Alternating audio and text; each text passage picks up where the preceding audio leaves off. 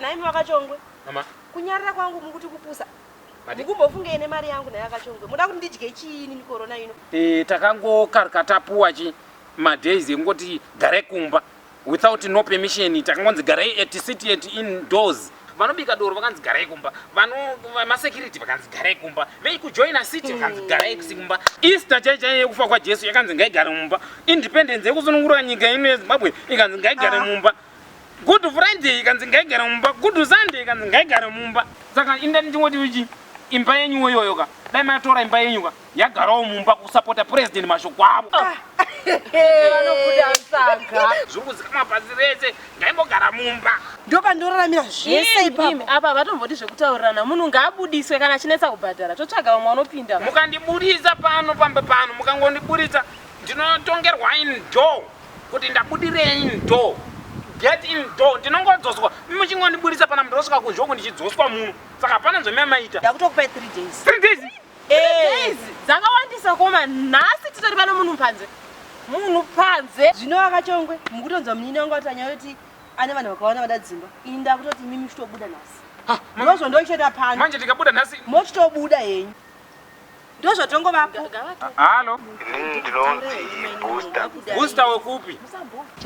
Unofonera vanhu pakati pemwedzi seko pauruziva kuti vanhu vari kuziva kuti pane macoronavirus yemadheyi. Ndasendawo mari paline renyu nemistake.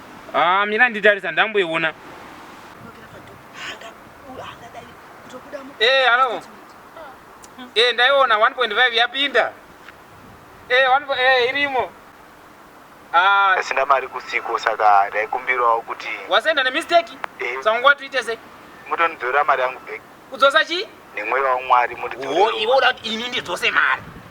Ini ndodzosa mari nekuoma kwakaita zvinhu 1.5 ndoidzosa ikoko. Azvinetsi ndonongoblokesa line renyu kandobva uda kuvharisa line rangu. Iwe uda kuvharisa line rangu.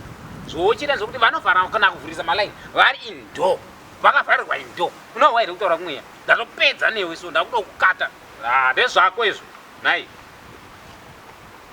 Nai michero. Nai mihunai.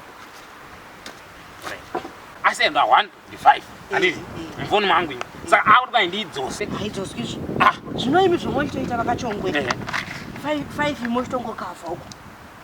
Mukuru wati pa 1.5 ndotora 1000 ndohanda kusendera mfoni menyu. Mochongo yerendiswa. Ani mati ndibvisa mungwendere ngwendere dzangu bana. Aiwa vakachongwe imi chirega kuchibudisa zvina chabudisi.